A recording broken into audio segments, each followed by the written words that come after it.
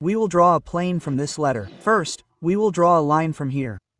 We will place it this far from here. Here, we will draw a circle like this, and when we get this far, we will draw another wing like this.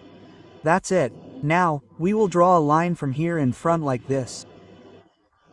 And from here, we will attach this here. Then, we will double this line in front nicely. Now, from here, we will make two lines like this on both sides.